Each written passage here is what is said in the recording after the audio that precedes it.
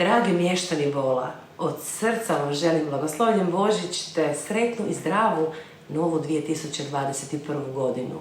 Uživala sam surađivajući s vašom turističkom zajednicom na našoj prekrasnoj bolskoj rapsodiji. Vjerujem i nadam se da ćemo u budućnosti snimiti još puno lijepih zajedničkih rapsodija. Volim vas, vaša Ana.